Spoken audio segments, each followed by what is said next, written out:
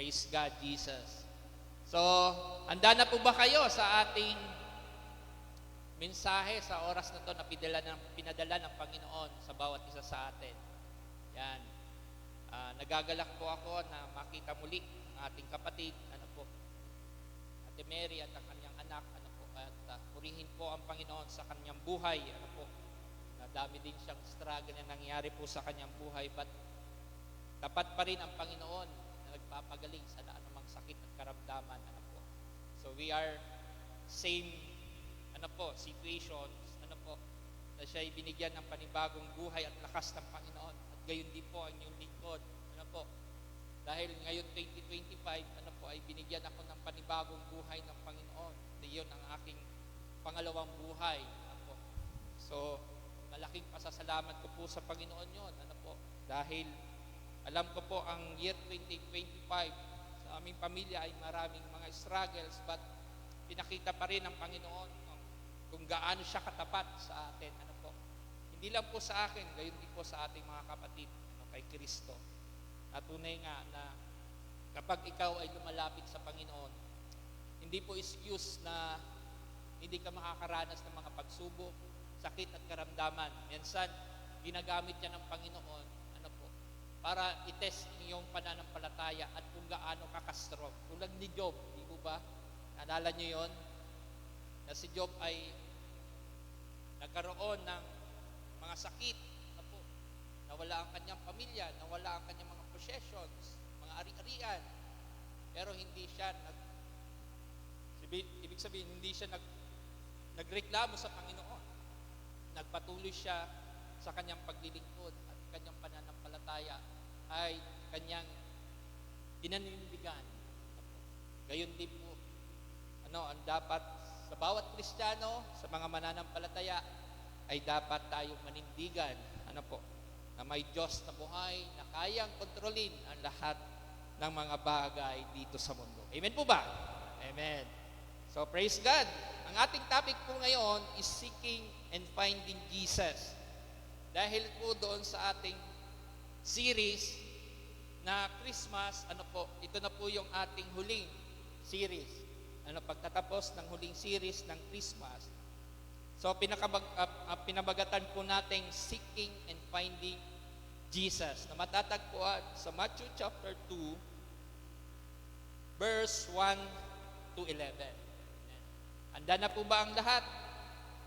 Yan, tayo po'y tumayo bilang paggalang sa pagbasa po ng salita ng Diyos. Napakaliit yata ng gawa ko. Sorry po. Kita pa? Parang liit.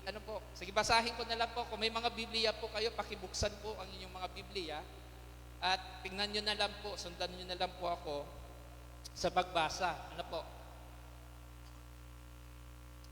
Sabi po dito sa Matthew chapter 2, verse 1 to 11, panahon na paghahari ni Herodes sa Judea, nang ipinanganak si Jesus sa Bethlehem. May mga pantas mula sa silangan na dumating sa Jerusalem. Nagtanong-tanong sila, nasaan ang ipinanganak ng hari ng mga Hudyo? Nakita namin sa silangan ang kanyang bituin, kaya't naparito kami upang siya'y sambahin. Nang mabalitaan ito ni Haring Herodes, siya'y naligalig, gayon din ang buong Jerusalem. Kaya tinipon niya ang lahat ng mga punong pari at mga tagapagturo ng kautusan at sila'y tinanong, saan ba isisilang ang Kristo? Tumugon sila, sa Bethlehem po, sapagkat ganito ang isinusulat ng propeta.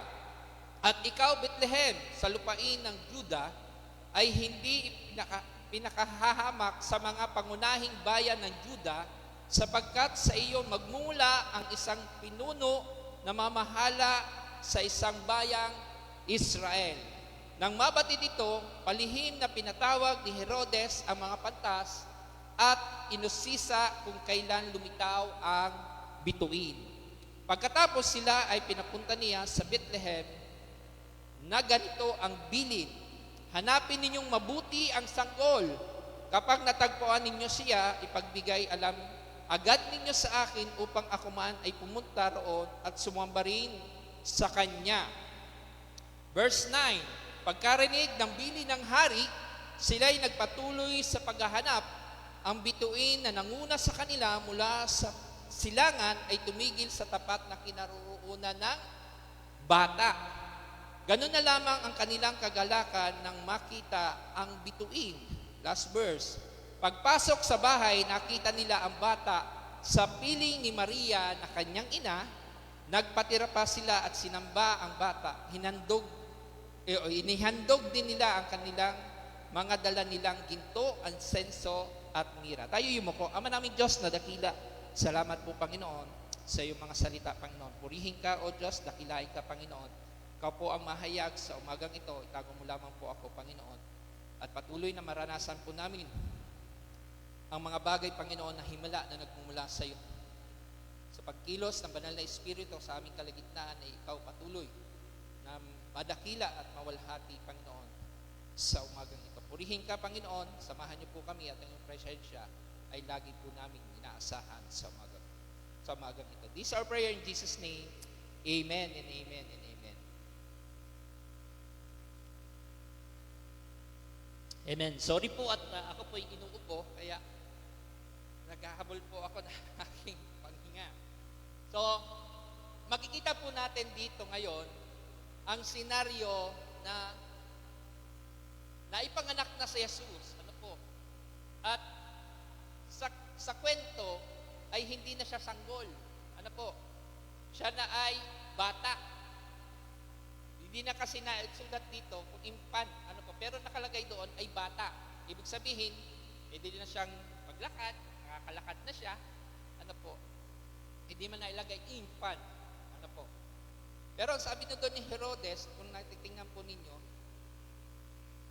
doon sa verse 8, hanapin niyo mabuti ang sanggol. Di ba? Sanggol. Pero doon po sa sa 11, nagpatira pa sila at sinamba ang bata ng mga pantas. So, kung titingnan po natin ang senaryo, nung ipanganak si Jesus, ay nakakita ang mga alagad ng sinyales. Hindi lang alagad, kundi yung mga pantas at yung mga pastol. Naalala niyo po yung aking unang topic ng nakaraan about doon sa Luke, chapter 2. So, ibig sabihin, may dumalaw na mga pastol, may mga dumalaw na mga pantas. So, pareho ba sila sa Matthew chapter 2 at Lucas chapter 2? Tingnan natin, So, tingnan po natin. Ang liit talaga. Yan, kitang-kita ba? Yan, tingnan po natin. May pagkakaiba ba sa Matthew chapter 2 verse Lucas chapter 2? Basahin nyo na lang sa pagdating nyo sa bahay nyo. Yung aspeto, nakatuon ang kwento sa sa Mateo kay Jesus bilang isang hari at Mesiyas.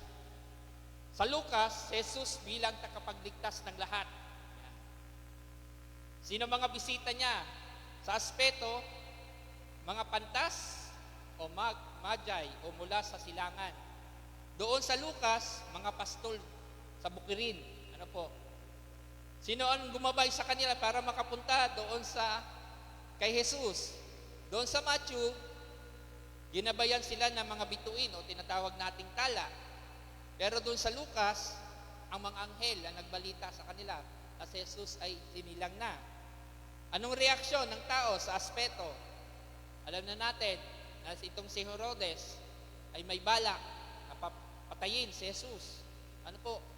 Kaya nga gusto niyang lahat ng mga bata doon sa Jerusalem ay patayin. Nanangis ang lahat. Doon sa Lucas, kagalakan at pagsamba ang mga apostol ang naranasan. Yan, ang mga kalaban doon sa aspeto, sa Mateo, si Herodes. Doon sa Lucas, walang kalaban dahil lahat doon ay nagpuri. Sa audience ng aklat, sa Mateo, ang mga Hudyo, sa Lucas, yung mga hintil o karaniwang tao. Ngayon, bakit ko ba nabanggit ito? Napakahalaga na pagdating ng Panginoon ay maunawaan natin na wala ng Hudyo, wala ng hintil. Amen po ba? Wala na. Kasi ginawa na ng Diyos anumang divisions. Dapat magkaroon na anumang ang iyong lahi, Hudyo ka man o hintil, pareho tayong sinasama. Walang iba kundi Jesus. Yun ang gustong iparating ng ating Panginoon. Ang Diyos na makapangyarihan sa lahat, ibinigay ang kaisa-isang bugtong na anak upang ang lahat ng mga hadlang para tayo po ay makakilala din sa Panginoon ay mawala. Kaya ibinigay ang ating Diyos na si Jesus para lahat tayo, ay magkaroon ng buhay na walang hanggan. Na sinasabi natin, ito yung aking tagapagligtas. Kaya nga doon sa nabanggit nating mga sermon ng mga nakaraan, that Emmanuel is God is what? With us. Ulitin na, God is with us. Kung nasa iyo na ang Panginoon, ano na dapat ang kayong pag-ugali, ano ang dapat ng iyong mga kilos, ano ang dapat ng iyong mga galaw, at pagsasalita. Di mo ba? Kapag nasa iyo na si Kristo, hindi na dapat yung mga bagay na puto, pubumbong, kutsinta ang nasa bibig mo. Kailangan yung mga bagay na makakapagbigay ng kabutihan sa kapwa at makakaparinig ng mabuti sa iyong kapwa. Para at yun ay magkaroon ng panlagong espiritual, hindi lamang sa iyong sarili, kundi sa lahat ng makakaparinig sa iyong mga sinasabi at kinikilos. Amen po ba? Lahat po ba tayo may Kristo sa buhay? Sino ang mayroon? Taas ang kanang kamay. At yung hindi nagtaas, mamaya, papapuntahin ko kay Ate Tin. Yan. Ang buti ng Panginoon, ano po? Kasi kung walang Pasko, walang pagsilang, wala tayo eh. Walang, pag sinabi nga doon, walang kasaysay-saysay o kahalaga ang buhay. Para pagdating ng panahon, pag ikay tumanda na at kinuha ka na at bumalik ka na sa lupa, di ba? Wala na, tapos na. Pero nung tayo makakilala sa Panginoon, mas lalo pa nating hinanap ang Diyos. Hinanap yung katwiran at kalooban ng Diyos sa buhay natin. Na hinanap mo kung ano ang mayroon ka dito sa lupa. Ano yung layunin mo nang ikay likhain dito sa lupa? Ano yung purpose mo sa buhay? Kaya nga, yung libro ni Rick Warren na The Purpose-Driven Life. Yan. Kung nabasa po ninyo yun, anong layunin ko dito sa mundo? Ano ang nagiging dapat gawain ko sa mundo? Maging mabuti ba o chill-chill lang? Diba? Okay, verse 1. Ano ang plano ng mga pantas na naghahanap sa hari si Jesus? Alam natin na sa ating buhay, kailangan tayo ay may plano. Naalala niyo po yung nakaraan. Ang ginawa ng mga pantas, sabi dito, sa panahon ng paghahari ni Herodes sa Judea, nang ipinganak si Jesus sa Bethlehem, may mga pantas mula sa silangan na dumating sa Jerusalem. Nagtanong-tanong sila, nasaan ang ipinanganak na hari ng mga Hudyo? Nakita natin o nakita namin sa silangan ang kanyang bituin, kaya naparito kami upang siya'y sambahin. Tingnan niyo po. Nung ang anghel ay nagpakita po doon sa pantas, ay hindi po pala. Nakita yung tala. Ano po? Yung Matthew po yung pala sinasabi ko. Lucas pala yun. Matthew. Dito sa Matthew, sabi nun, nakita nila yung tala. Ano po? Nakita nila yung tala. Alam niyo po, ang pantas, ay isa sa matatalinong tao sa panahon na yun. Mga scholar sila. At alam nila ang batas patungkol kay Moises. Marami silang alam. At sila ay mga nag-aaral ng mga bituin. Tingnan niyo po kung noon, may mga tao na nag-aaral ng mga bituin. Ngayon, hanggang sa ngayon, may mga nag-aaral pa rin. Kaya nga, yung mga ibang bituin napapangalanan. Di ba? Tingnan niyo po itong mga pantas. Sila ang ginamit ng Panginoon, na mapakita sa kanila na itong Misaya na dumating, alam nila ito na mayroong hari sa Hudyo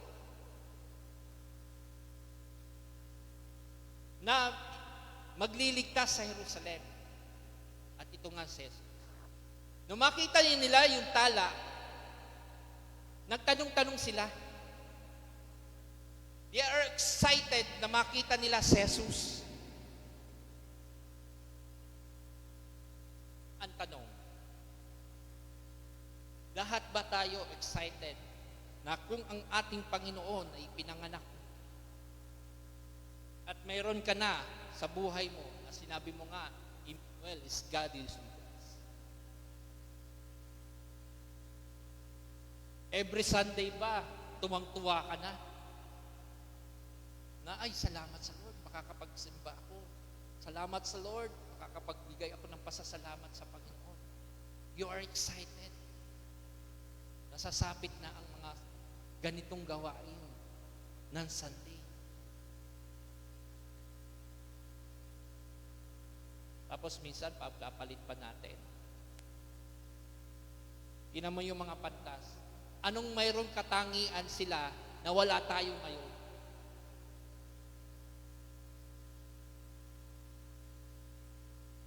Pagtatanong.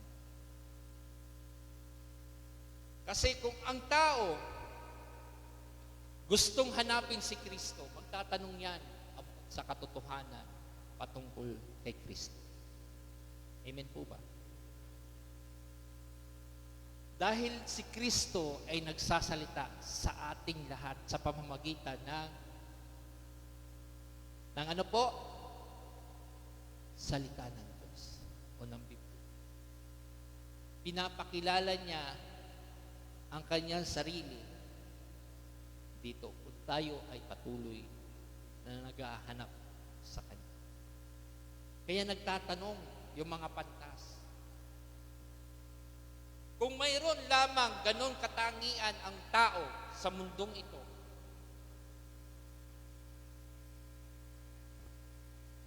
bumalik nawa ang Panginoon agad-agad. Kaya hindi pa bumabalik ang Panginoon kasi marami pang binibigyan ng Panginoon ng chance ang lahat na magsisi, magbalik loob sa Panginoon. Yan, ngayong darating na 2026. Yung mga hindi mo pa nagagawa or ipinangako mo doon sa iyong resolutions last 2025, New Year's resolution, ganito ang aking gagawin, point 1, point 2, point 3, point 4, at iba pa.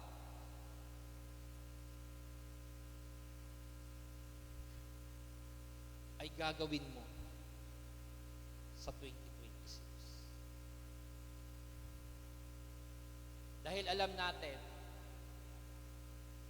ano po, minsan ang tao, na isulat lang, hindi na nagagawa ng mga bagay na kailangan dapat gawin sa buhay ng tao.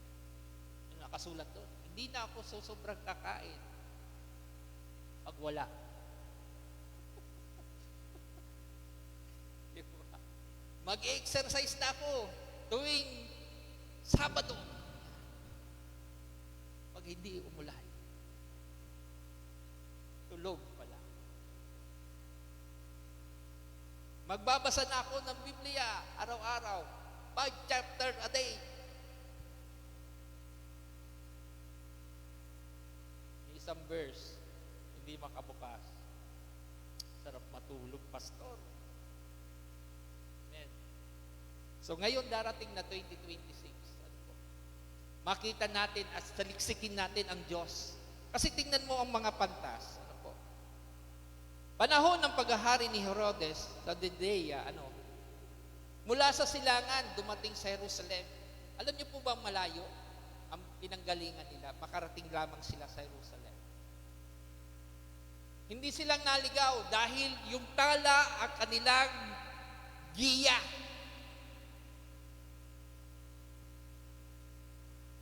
Kapag ang tao sa Jesus ang iyong gabay, anong sa tingin ninyo mangyayari sa buhay? Katagumpayan ba? Or kawalan? Siyempre, katagumpayan. Kasi makikita mo yung nilalakaran mo kasi tala siya. Liwanag. Ang Diyos natin liwanag. Amen po ba? Kaya tayo bilang ambassador of God, makita sa atin na tayo ay naliliwanagan ng Diyos. Sa ating paglakad sa kadiliman, tayo po ay lumalakad na may dalang kaliwanagan. At yun ay si Kristo. Na naggagabay sa atin sa ating paglakad dito sa mundo. Amen po ba?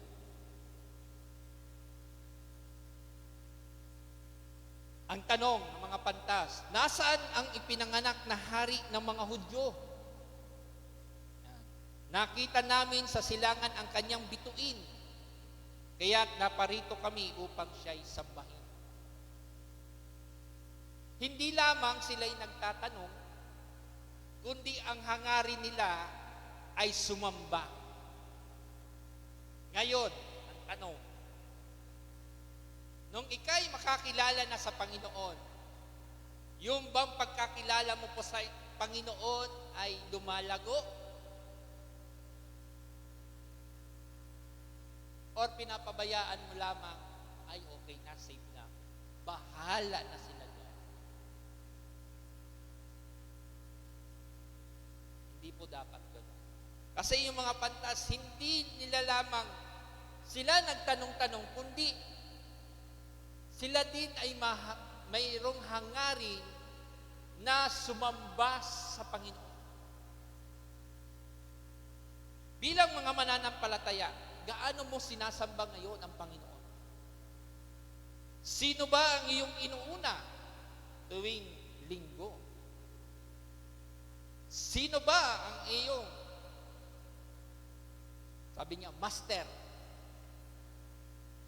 tuwing linggo? Di mo ba? Mahalaga na makita mo ano yung nagagawa ng Diyos sa buhay mo.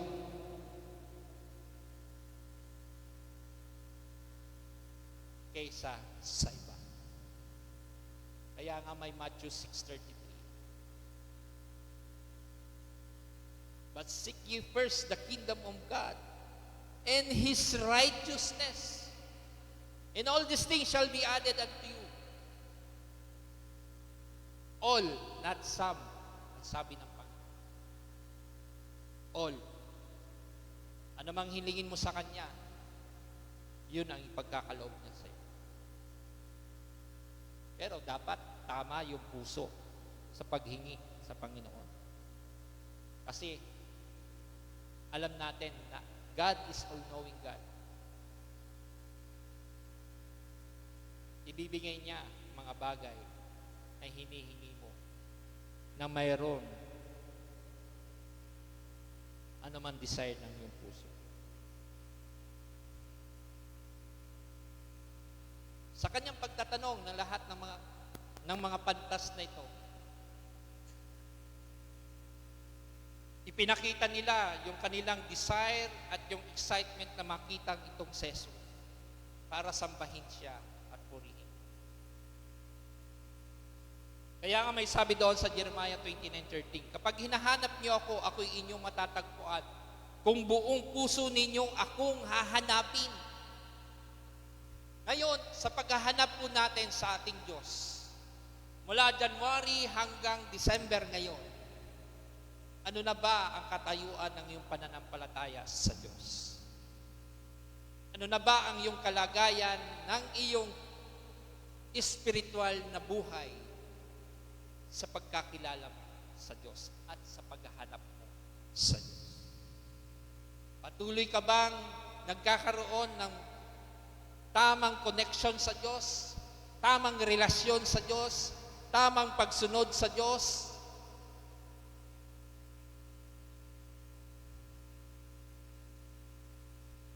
Ganon ang dapat ating isip-isipin sa buhay nating ito, ay dapat ang lahat ng bagay na ginagawa natin bilang mga mananampalataya at tagasunod ni Kristo, mag-iisa tayo na maging excited na makita lagi ang ating Panginoon. Sa pagbabasa ng Biblia, sa pananalangin, kailangan natin. Dahil doon tayo nagkakaroon ng lakas at tagumpay sa buhay. Na sinabi doon sa Joshua 1:8. Di po ba? Yan. Kanina, nabanggit ko na kung sino ba yung mga pantas. Di po ba? Ang mga pantas ay sila yung matatalino at marurunong na edukado noong unang panahon. Karaniwan sa kanila ay tagapayo, mga scholar, mga astronomo. Yung espesyalista nila ay pag-aaral patungkol sa mga bituin. Kaya nakita nila yung tala, ay kung iisipin natin, siguro ang ginawa nila, ano kayang talang niningning na yon, nakakaiba, na hindi pa nila napag-aralan. Pero, alam nila na mayroong misayang darating. Kaya gayon na lamang yung kanilang kasigasigan na hanapin ang hari ng Hudyo, itong si Jesus. At tinulungan nga sila ng talang ito hanggang makarating doon sa sabsaba. Tingnan niyo po, maraming ginagamit, po, papunta sa Panginoon. Tingnan niyo po yung tala. Ginamit siya para makapunta sa Panginoon. Kaya tayo bilang mga na kay Kristo, pwede kang gamitin ng Panginoon para sila ay tungo mo at ilapit mo sa Panginoon. Amen ba? Yung tala ay ginamit para makarating sa Panginoon. At tayo mga Kristiyano na mayroon ng Kristo, gamitin kanawa ng Panginoon para maabot mo ang iyong mga mahal sa buhay. Mga kapatid, mga katrabaho, makakilala na sila'y makalapit din sa Panginoon. Tingnan niyo po napakatalino ng Panginoon. It's amazing. Kung titingnan, it's an awesome God. Kung iisipin natin, yung tala, sa inyong paglalakad, igagayad ka niya. Yung kapangyarihan ng Panginoon. Niya po. ma-amaze ka. Ganon makapangyarihan ang Diyos na ginagamit niya ang lahat ng bagay para siya ay sambahin purihin. Kaya ngayon, kapatid, sa buhay mo ngayon na mayroon ka ng Kristo at lumalalim pa sa pagkakilala sa Panginoon, ipagamit mo ang buhay mo. At alam kong itong pagkakataon na yan, na mayroon ka ng Kristo, ay siya rin magiging pamamaraan para maabot mo yung mga wala pang pagkakilala kay Kristo. Amen ba? Yan. Kaya ngayon 2026, marami tayong gagawin. Amen. Kaya kung sino man ang gustong sumama sa takbuhin ng simbahan na to, ay magtulong-tulong po tayo. Amen po ba? Yan. Agree ba ang lahat? Amen. Praise God. Si Kuya Henry yata lang nagpalakpak ka. Yan. Pangalawa, sila ay nagbigay ng pagsamba sa hari. Alam natin na ang mga Hudyo, noon ay hindi naniniwala na mayroong darating na Messiah. Alam niyo ba yun? Kasi nga nung magkaroon ng pumasok si Jesus sa Jerusalem, di ba, nakaupo siya sa donkey. Ang sinakyan niya, donkey. Ay alam ng mga Hudyo na ang haring na darating ay nakasakay sa kabayo. Ay donkey dumaan. Di parang tingin ng mga hindi yan hari. Donkey nga yun sinakayan eh. Impostor. Parang siguro nila, impostor. Pero hindi eh. Siguro yun ding mga tao yun na nagsabi doon, nagsisigaw, ipako si Jesus sa krus, ipako si Jesus sa krus. Siguro yun din Kasi hindi sila makapaniwala noon na yung hari na nakasakay sa donkey. Kasi akala nila, ang hari nakasakay sa kabayo. Pero itong mga pantas na to, nung pagpunta nila, nagbigay sila ng pagsamba sa hari. Alam nila na ito na yung Messiah na magliligtas sa Jerusalem. Saan ka ni David? Saan ka ni David? Alam natin. Kaya binigay nila anong ginawa ng mga pantas. Ang ginawa nila ay bilang pagtugon sa Diyos. Ginawa nila yung karapat-dapat ng pagsamba sa Diyos. Ibinigay nila yung kanilang sarili, yung kanilang time, yung kanilang commitment. Sige, hahanapin namin kung saan pinanganak si Jesus. Pupunta kami kahit saan malayong lugar. Kasi noon wala pang sasakyan. Kami lang. Kung ang buhay kaya natin ngayon, kung wala pa tayo sa new era ngayon, sa new generation, ano kaya magiging ating transportation? Baka ang transportation pa natin ngayon, kangga. Ano kangga? Yung nilalagyan baga ng, nyog sa likod. Yan patuloy, yan. Tapos ang biyahe ay, daet to Manila. Perang daw ka. Perang daw ka kaya ito magbabiyahe. Papakakanon mo si Karabaw, tapos pagday nagkakan, di pa tigbak. Diba? Mamamatay pag hindi pinakain. Pero sa pagtanda ng panahon, binigyan tayo ng mga tatalinong mga inyehero, na magbibigay ng maganda kaluwag sa ating mga tao. Kaya mayroon na tayong mga eroplano, mayroon na tayong mga ah, barko, yan, at mga bus, ano po, mga sasakyang panlupa. Letter D, dahil sa kanilang pananampalataya, ipinangako ang tagapagligtas. Alam nila na itong ating Panginoon ay siyang magliligtas sa Jerusalem, kaya karapat dapat nating sambahin, sabi ng mga pantas. Kaya pumunta sila. Tayo kaya, oy, andyan na si Kristo. Oy, Sunday na, mag-worship na tayo. Baka mamaya po, wala na naman tayo sa praise night. Baka, kung ano po yung ating attendance ngayon, dapat 100%. Hilingin natin sa Panginoon na tayo po ay magkaisa at magpuri mamaya sa Panginoon dahil praise night.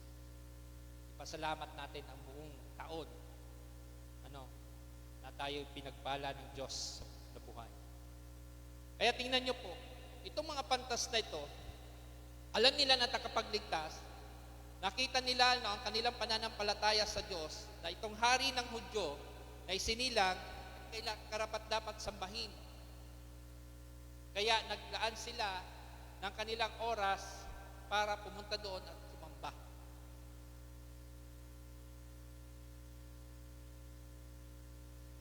Tingnan niyo po ano. Pero, kung iisipin niyo, itong mga pantas na to, pwede silang patayin ng hari eh. Si Haring Herodes. Bakit? Kasi, si Haring Herodes na hari ng Jerusalem noon, itong mga pantas ay pupunta doon sa na sinasabi nila na balitaan hari ng Hudyo.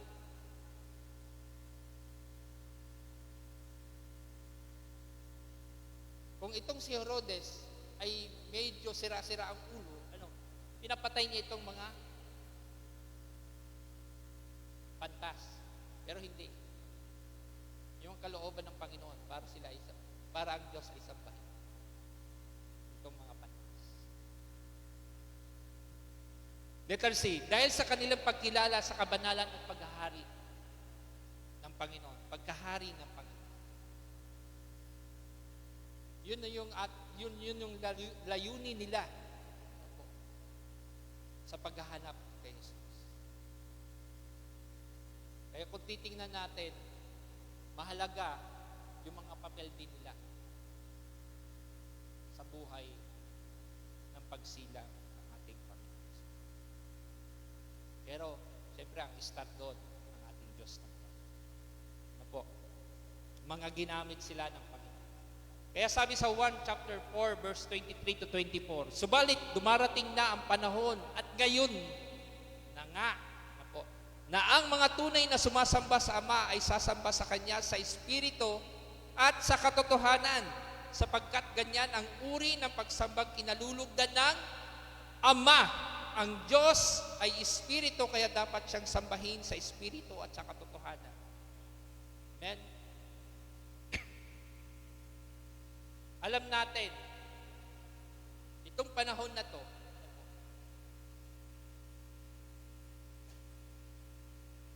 panahon na malapit nang bumalik ang Panginoon.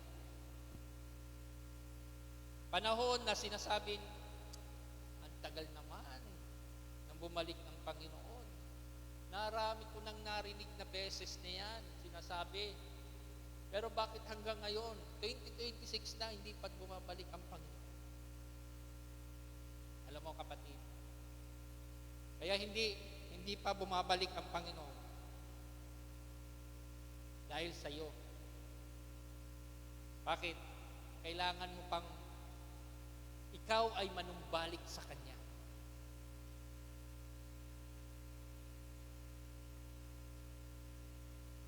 Nangungusap na siya sa iyo, pero hindi mo pa rin siya pinapapasok sa buhay. Binibigyan ka pa ng pagkakataon na ikaw ay magsisi, magbago, at talikdan ang lahat ng mga bagay na masasama na ginawa mo sa buhay. At hinihiling niya na ikaw ay muling lumapit sa Kanya.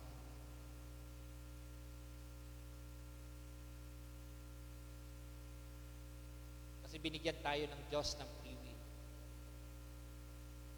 Kung sino ang dapat mong piliin. Kung sino ang dapat mong sambahin. Kaya mahalaga na ngayon pa lamang, kaya nga sabi dito, ngayon na nga, na ang tunay na sumasamba sa Ama ay sasamba sa Kanya sa Espiritu. At sa katotohanan, ang sabi nga na iba, sabihan, that truth will set you free. Ang katotohanan ang siyang magpapalaya sa iyo. Mahirap makulong na po sa mga bagay na hindi totoo.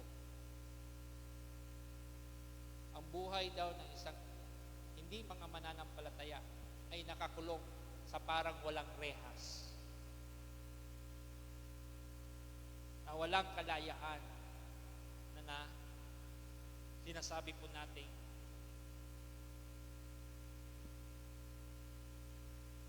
pangyayari sa mundo. But kung ikaw ay may Kristo, magkakaroon ka ng pag-asa. Magkakaroon ka ngayon ng kalayaan sa buhay na tinatamasa mo kapag ikaw ay na kay Kristo. Tatamasahin mo kapag ikaw ay na kay Kristo. Pangalawa, ang senaryo, ang pagkabagabag ni Herodes. Alam natin, doon sa verse 3, nang mabalitaan ito ni Haring Herodes, siya'y naligalig, gayon din ang buong Jerusalem. Ano po? Kaya tinipon niya ang lahat ng mga punong pari at mga tagapagturo ng kautusan at sila'y tinanong, saan ba isisilang ang Kristo? Tumugon sila sa Bethlehem, sapagkat ganito ang nasusulat ng mga propeta. At ikaw, Bethlehem, sa lupain ng Juda ay hindi mapapahamak sa mga pangunahing bayan ng Juda, sapagkat sa iyo magmumula ang isang pinuno na mamamahala sa bayang Israel. Anong nangyari kay Haring Herodes? Nung mababalitaan niya na sinilang na ang magiging hari ng Hudyo, ay nabagabag itong si Herodes. Kasi ang akala niya ay aagawin sa kanya ang kanya hari. Aagawin sa kanya yung kapangyarihan. Kaya biglang pumasok sa isipan niya na yung pagpatay sa lahat ng mga sanggol doon sa Jerusalem.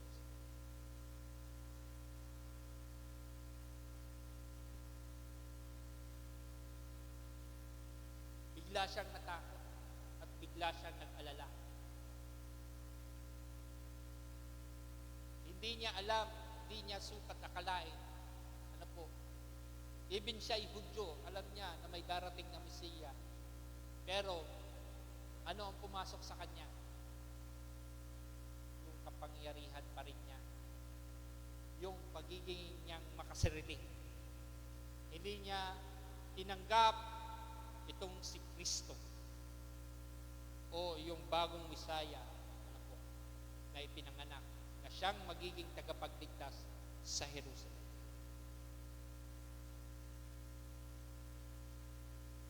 Natakot at nakita natin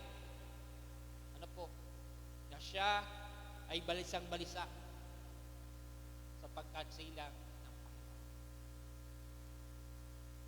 Ang tanong, minsan ba sa buhay natin na kapag tayo po ay nababalisa at di mo alam ang buhay,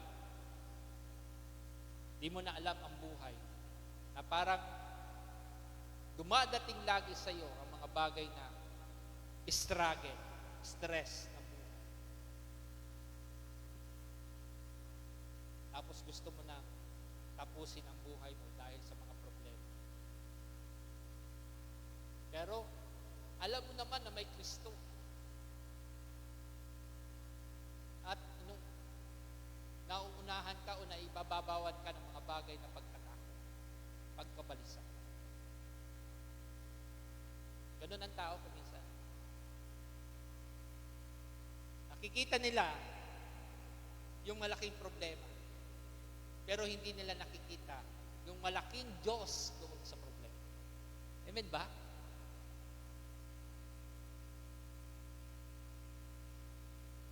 Dahil minsan tayo ay nadidisip ng tao. Dahil minsan kulang tayo sa Diyos. Amen ba? Amen. Pangalawa, siya ay nakipagpulong sa mga saserdote at pantas. Anong dahilan? Bakit siya nakipagpulong? Kapag ang isang tao ay balisa at parang aagawin sa kanya yung kapangyarihan, gagawa siya ng mga bagay na kapamaraanan para ang lahat ng mga bagay na makakahadlang sa kanyang plano ay mawala. At gayon nga ang ginawa ni Herodes. Gumawa siya ng mga bagay na mapamaraan. Ano po? Para itong si hari ng Hudyo na si Jesus ay di maghari doon sa Juda o sa Judea o Judea sa Jerusalem. Ano po? Kundi si Herodes lang maghari. Kaya gumawa siya ng masamang pamamaraan.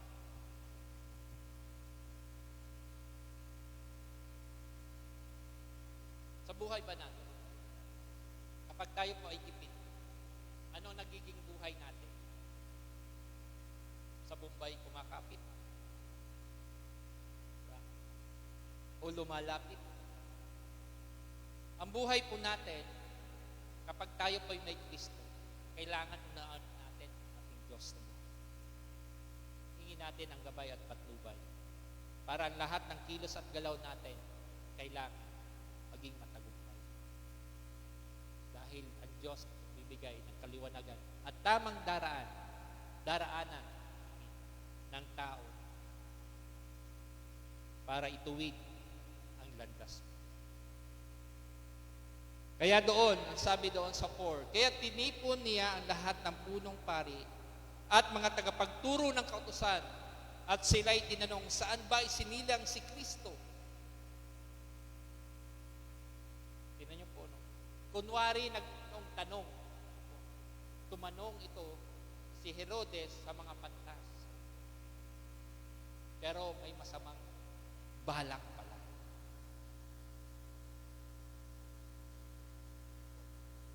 Letter C. Ano naman ang tugon ng mga pantas at ng mga saserdote sa hari? Tumugon sila sa Bethlehem po. Ang tinutukoy po dito ay yung tinatawag natin pinagmulan na lugar ng Haring David. At ito yung Bethlehem. Ano po? Ang Bethlehem sa Hebreo ay tinatawag po natin the house of bread in English. Ano po? Dahil itong lugar na to, ano po, na pinanganakan ni Haring David, kaya siya tinawag na City of Bread. Tingnan niyo po ang Jerusalem ngayon. Maliit na bansa, ano po, pero makapangyarihan. Ilulusob ng mga Gulf countries na napapalibutan siya, pero hindi makonquer. Kasi may Diyos na nagbabalik. Alam po natin yan. At makapangyarihan ang Diyos natin. Siya ang nagbibigay ng protection sa bansang kanya ipinangako. At yun ang Israel.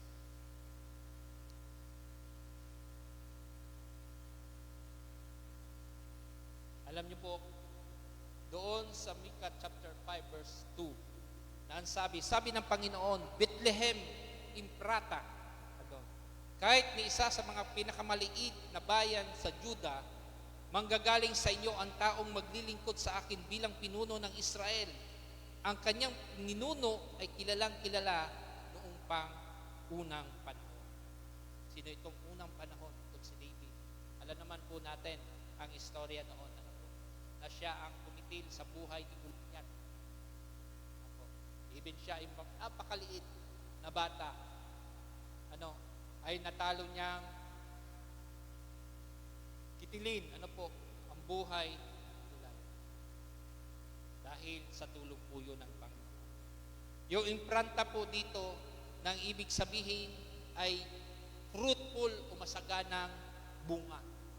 Kaya kung titingnan po natin, ang Jerusalem ay napakaliit pero sagana siya sa mga kayaman.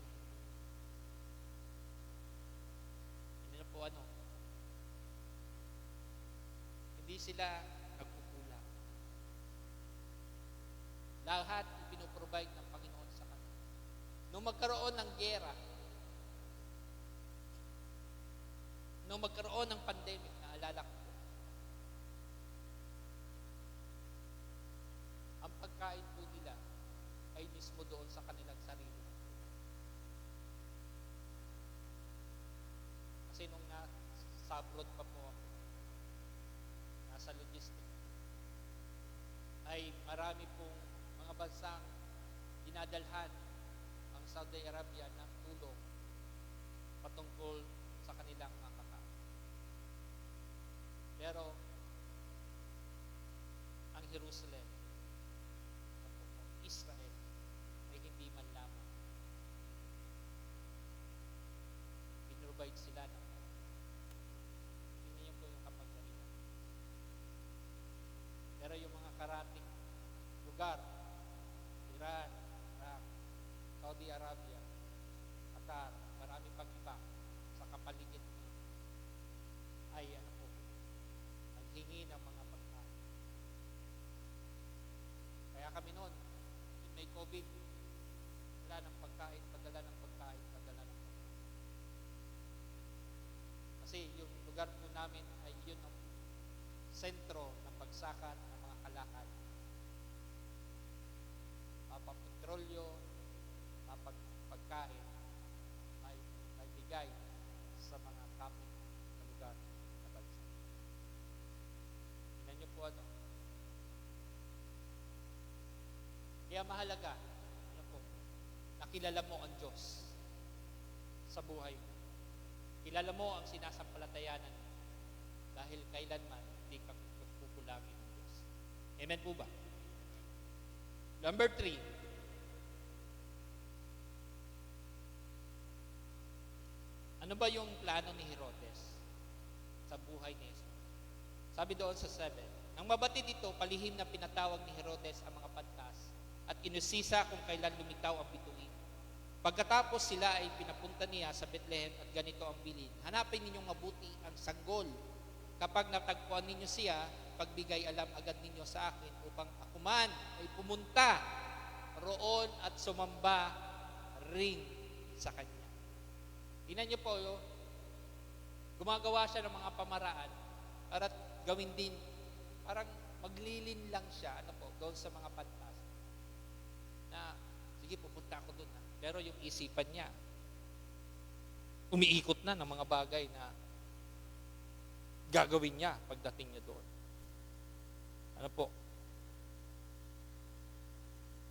Itong si Herodes, kung titingnan natin, may layunin siya, pero mali. Gusto niya sumamba, pero mali.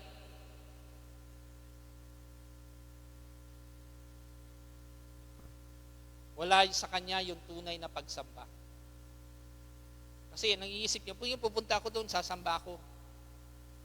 Pero iniisip niya, papatayin niya. Ganyan minsan, mananampalataya. Minsan, nagdadalawang isip, sasamba ba ako sa linggo o kaya tatapusin ko muna yung aking labahan bago tambak na yung aking labahan eh. Unahin natin ang Panginoon. Kung tayo sasamba sa araw ng linggo, unahin natin ang Diyos. Bago ang lahat.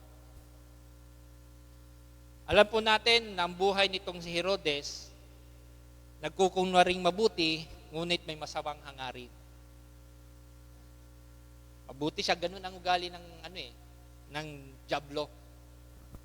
Nagpapanggap siyang mabuti, pero may hangarin siyang masama. Kaya minsan ang mga Kristiyano ay nadideceive ng kaaway ng dyablo. Kaya, huwag tayong padeceive. Ano po? Dahil, huwag tayong maging Herodes. Ano?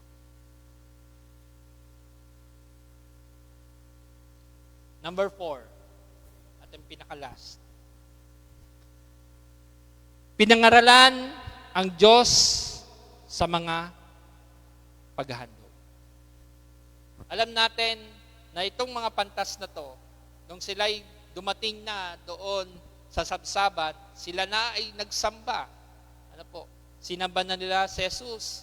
At hindi lang nagsamba o sumamba, kundi sila'y naghandog.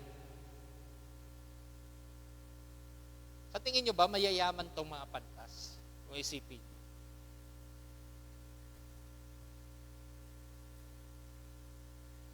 Sa kwento, alam natin na sila'y scholar. Sila'y mga tagapagturo. So, ibig sabihin, sila ay mga may hayag. Sila po ay tanyag. Kasi, nadaan sila sa hari. Siyempre, dapat pag pupunta ka sa hari, kailangan mo ng appointment. Ganun nga lang dito sa presidente natin, di ba? O kung sino man na nasa sa ating government officials, bago ka pumunta o makiharap sa kanya, makikipag-appointment ka muna. Kung ordinaryong tao ka. Di ba? Pero sila, di ba? Sila'y inutusan ng hari. Ibig sabihin, sila'y may mga katungkulan dun sa hari. Tagapagturo. Sabi dito sa 9, pagkarinig ng bili ng hari, sila'y nagpatuloy sa paghahanap. Ang bituin na nanguna sa kanila mula sa silangan ay tumigil sa tapat ng kinaroroonan ng bata. Ganun na lamang ang kanilang kagalakan nang makita ang bituin. Kung isa sa aura natin, ano po? Yung buhay nitong mga pantas. Siguro labis yung kanilang katuwaan. Ito na, ito na, ito na. Yung aming tagapagligtas. Ito na ang siyang magbibigay ng buhay sa Israel. Buhay sa Jerusalem. Na sa angkan ni David nagsimula. Ito na yung propesiya na mangyayari. Na ang tagapagligtas. Alam mo po natin, nasa mga istorya in Old Testament, ang Jerusalem, ang Israel, ano po, ay lumabag, sa mga panuntunan ng Diyos. Kaya nga sila pinarurusahan noon na sumamba sa mga Baal, sa mga Diyos-Diyosan. Kaya pinarusahan sila ng Diyos. Para manumbalik doon, tunay na pagsamba nila, ay dapat mayroong Misayang darating at tagapagligtas. At ito na nga si Jesus, na siyang magliligtas. Kaya tuwang-tuwa sila. Di ba da? Doon sa nabasa natin noong nakaraan, pati ang mga anghel nagpuri. Ganon kadakila ang Diyos. Ganon makapangyarihan ang Diyos. Na siya ang Diyos na dapat sambahin. At wala nang iba. Pagpasok sa bahay, nakita nila ang bata na sa piling ni Maria na kanyang ina, nagpatira pa sila at sinamba ang bata. Inihandog din nila sa kanya ang dala nilang ginto, insenso, at mira. Yun ang mga bagay na mahalaga. Ano ba ang simbolo? Bakit sila naghain o naghandog ng tatlong bagay na yun? Na ginto, insenso, at mira. Ano ba ang sinisimbolize nito sa buhay ni Jesus? Ginto. Una, ginto. Alam natin sa mundong ito na mayaman ang ating, minsan ang bayan din natin, ang bayan ng Paracale at Panganiban, mayaman sa ginto. Amen po ba? Ang bansang Pilipinas ay maraming natural resources. Kaya lang, minsan, kinukuha ng ibang bansa at dinadala sa kanilang bansa. Inaabuso yung ating mga natural resources. Mayaman po ang ating bansa. Kung iisipin. Kaya lang, mali lang ang sistema ng ating bansa. Hindi pinapahalagahan yung ating mga mineral and natural resources. Ang ginto ang mahalaga. Ayaw mo ba? Sa buhay natin, sa buhay natin, ang ginto, pag nakita mo, nagiging precious siya sa panginingin. Amen ba? Nagiging precious siya sa panginingin. Ang ginto ay nagsisimbolo sa kaharian at karangalan para sa Panginoon. At nagpapakita ito na si Jesus ay dakilang hari. Yan ang simbolo kung bakit naghandog ang mga pantas kay Jesus. Inalay nila yung ginto. Siguro isang box yun. Diba? Pangalawa, sila'y nag-alay na kamanyang o frankincense, kung tawagin. Alam naman natin na itong kamanyang, pag ginamit, ang amoy.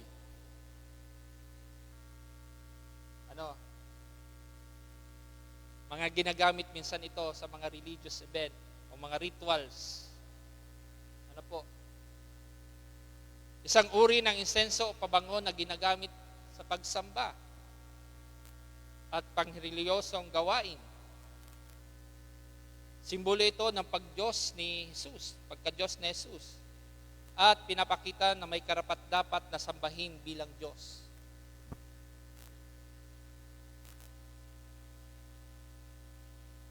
Ang kamanyang o frankincense. At ang huli, ang mira. Alam niyo po, ang mira, ay marami po dyan sa Saudi Arabia, meron yan. Matinik, nakakita na po ako niyan, matinik na puno, mababa lang naman siya, hindi man kataasan. Pero matinik siya. Minsan may lumalabas doon na digta, yun po ang ginagawang parang pabango. Maganda siya. Pwede din siyang gamitin na pang beauty product. Para hindi ka tumanda, yun ang ginagawa. Naalala niyo yung si Esther? Kilala niyo si Esther? Sa Book of Esther. Diba? May tiyon siyang pangalan ay Mordecai.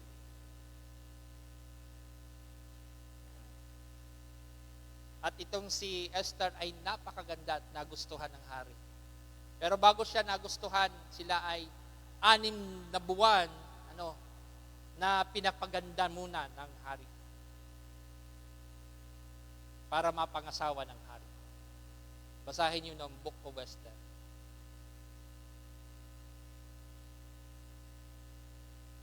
At isa itong mira sa mga ginamit na mga elemento para sa pagpapaganda. Ano? Pero ginagamit pa rin ito, ano po, hanggang sa ngayon. Itong mirang ito. Ito po ay nagpapasimbolo ng pagpapakasakit at kamatayan ni Jesus. Itong mirang ito. Isang halamang gamot na may mga karamdaman. Ginagamit din po ito sa pagpapagaling ng gamot. Sa mga magpapagaling na may sakit. Dahil isa din ito sa may mga elemento sa pagpapagaling. I-research nyo lang po. Kaya makikita po natin na ang buhay ng ating Panginoong Diyos, ano po,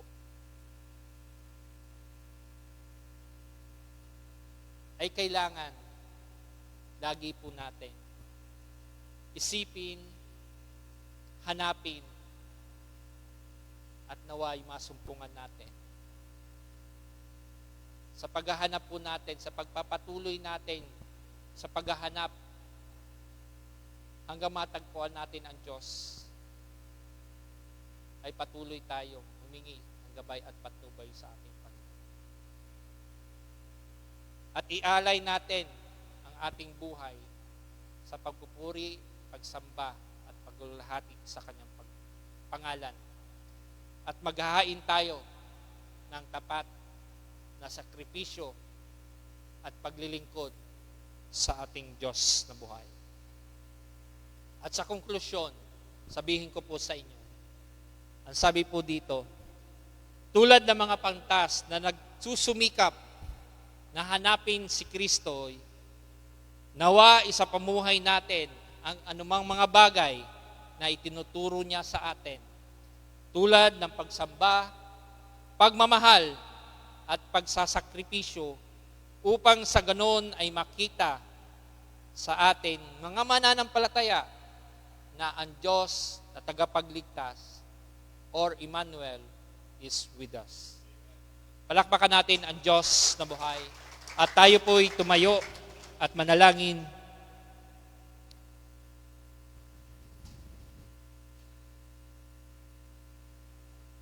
Kapatid, sa umagang ito, kung wala ka pang Kristo o pagkakilala kay Kristo, hilingin mo sa Panginoon na masumpungan mo siya. Hilingin mo sa Panginoon na matagpuan mo siya sa oras na to. At gayon din po sa mga nakikinig sa aming social platform. Kung sino ka man, kapatid,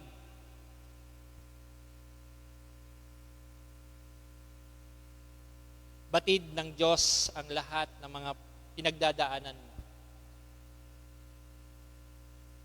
Hindi malayo ang Panginoon. Isang tawag mo lang, nariyan siya. Yayakapin ka niya. Hindi mo man siya makita, pero ipapadama mo.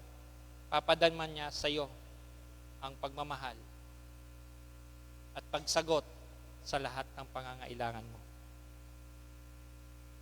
Kaya kung gusto mong masumpungan ang Panginoon ngayong araw at sa mga susunod pa, hilingin mo sa Panginoon na ikaw ay samahan, na ikaw ay yakapin at ipaunawa sa iyo ang tunay na pagmamahal, ang tunay na pagparito niya sa mundong ito.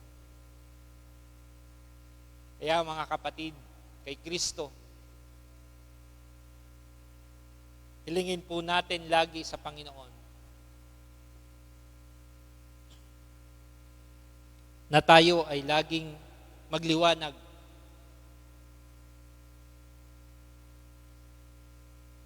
na kasama niya. Na tayo ay laging gabayan sa ating nilalakaran at ilaliyo tayo sa anumang mga kadiliman. At iiwas tayo sa mga tangka ng kaaway. Kaya sa umagang ito, kapatid, inihiling ko na kausapin mo ang Panginoon sa oras na to.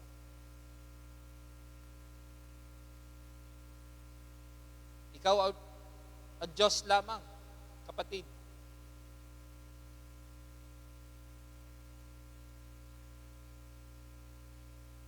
Ibigay mo sa Kanya anong mga bagay na nakikita mo na nagpapahirap sa iyo.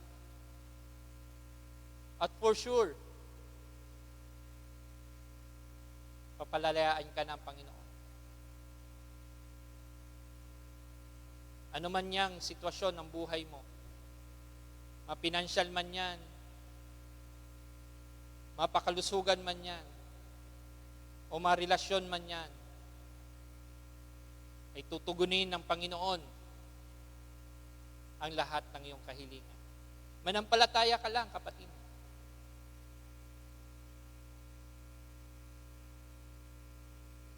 Ang Diyos ay laging handang makinig sa iyong sasabihin. Ang Diyos ay hindi malayo. Ang Diyos ay laging malapit. At tinihintay lamang ang iyong pagtawag. Lord, salamat po.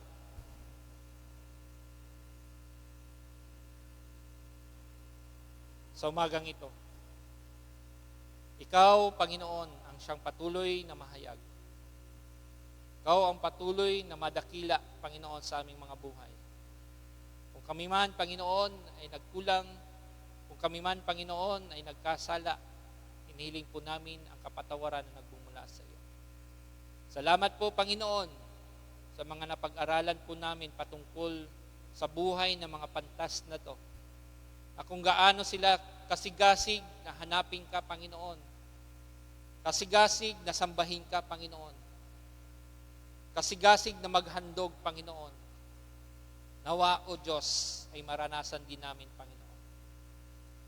Patuloy mo kami bigyan, Panginoon, ng spiritual na kasigasigan, Panginoon, sa paghahanap sa iyo. Na patuloy na matagpuan ka namin, Panginoon. Mula sa pagbabasa namin ng aklat ng buhay, Panginoon, ng mabuting balita na iyong pinagkaloob sa amin, Panginoon. Na ito ang naging manual ng aming buhay dito sa mundo. At maghandog kami, Panginoon, ng mga bagay, O Diyos, na karapat-dapat sa iyo. Ng oras, ng panahon, at paglilingkod sa iyo, Panginoon.